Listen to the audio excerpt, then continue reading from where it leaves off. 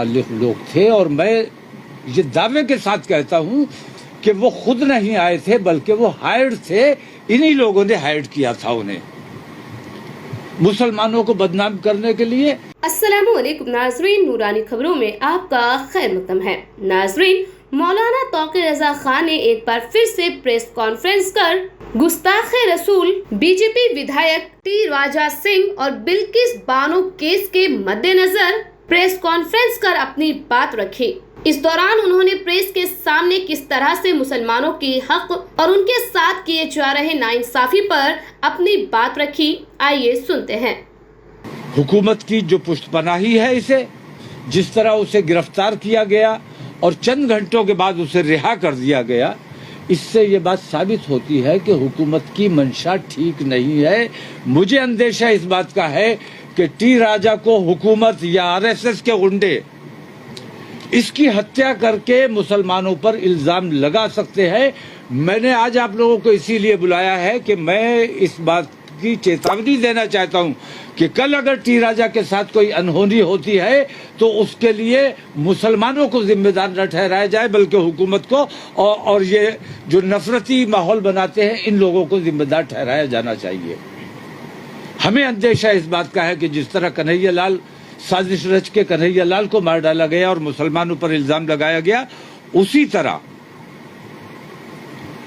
T राजा के साथ हो या किसी और के साथ, जिन लोगों ने सर तन से जुदा का नारा लगाया उनसे भी मैं ये कहना चाहता हूं कि अपने गम गुस्से का इजहार करने का तरीका अपना दुरुस्त कीजिए। इस किस्म के नारे ना शरीयत इसकी इजाज़त देती है, ना मजहब इजाज़त देता है, ना कानून इजाज़त देता है।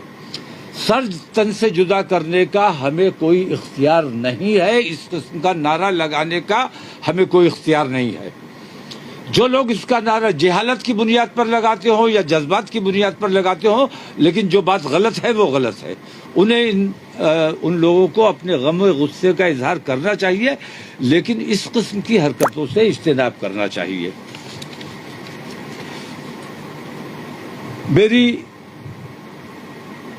केंद्र सरकार से ये मांग है कि देवी देवताओं की शान में कोई अभद्र भाषा बोले, गलत टिप्पणी करे या मुसलमानों के धर्म पर उंगली उठाए, कुरान पर या रसूल आज़म की शान में गुस्ताखी करे,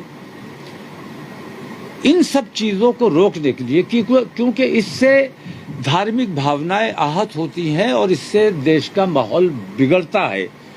अगर हुकूमत चाहती है कि देश का माहौल ना बिगड़े, देश में अमन व अमान रहे और भाईचारा रहे, तो ये ज़रूरी है कि केंद्र सरकार को एक ऐसा कानून बनाना चाहिए कि जो भी इस किस्म की हरकत करता है, वो ख्वाह हिंदू हो या मुसलमान हो, उसे फांसी की सज़ा मिलनी चाहिए।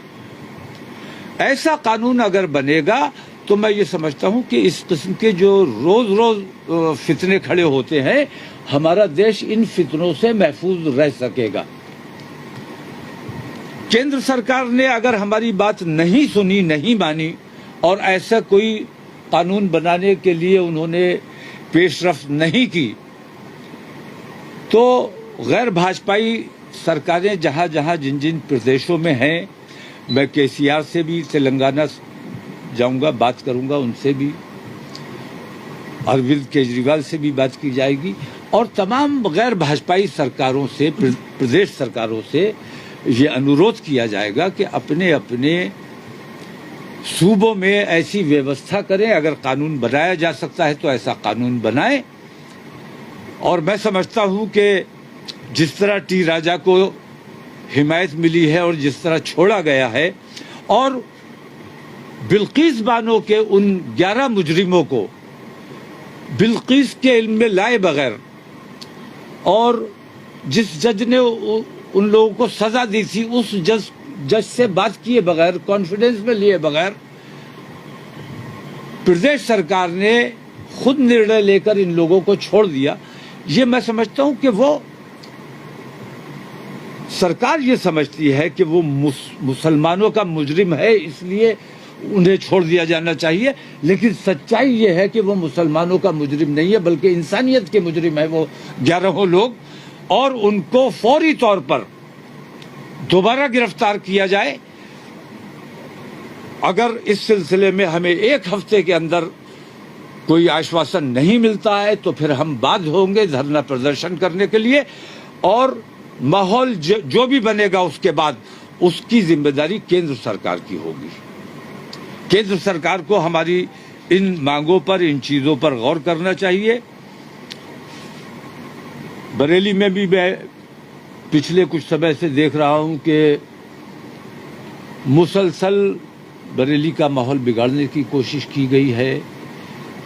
पुलिस ने एक तरफा कार्रवाई की है, ये बहुत खतरनाक बात है। हमने खामोशी इख्तियार की, कोई एहतजाज नहीं किया, लेकिन जो कुछ भी हुआ है वो ठीक नहीं हुआ है। प्रधान,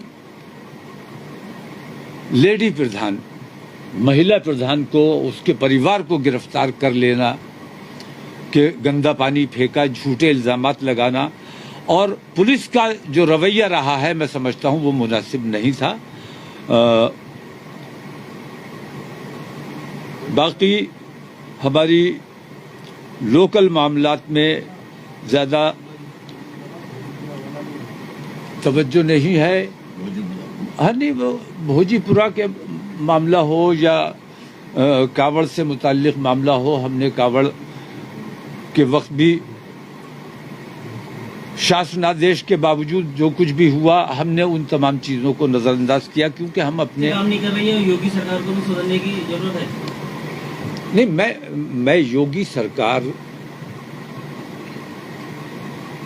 सरकार के पिछले कुछ समय से जो काम मेरी नज़र में आए हैं, मुझे ऐसा लगता है, अगरचे बहुत से मुसलमानों के साथ ज्यादतियां हुई हैं, संपत्तियां कुर्क की गई हैं, बहुत से मुसलमानों के साथ ज्यादतियां हुई हैं, लेकिन मुझे ऐसा लगता है कि कहीं ना कहीं इंसानियत, मानवता के तहत काम हो रहा है, कहीं ना कहीं राजधर्म निभाया जा रहा है। कहीं एक तरफा अगर कार्रवाई हुई है तो मैंने गौर किया है कि शासन आदेश के खिलाफ काम हुआ है। अगर शासन आदेश के खिलाफ काम ना हुआ होता तो हम ये शिकायत ना करते। तो शासन ने अपनी जिम्मेदारी निभाई है।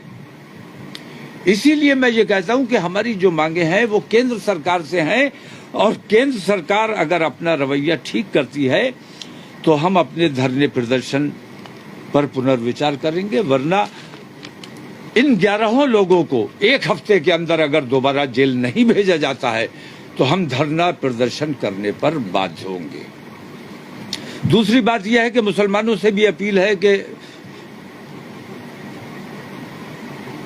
फजूल नारेबाजी से, भीड़ लगाने से, और खास तौर से मैं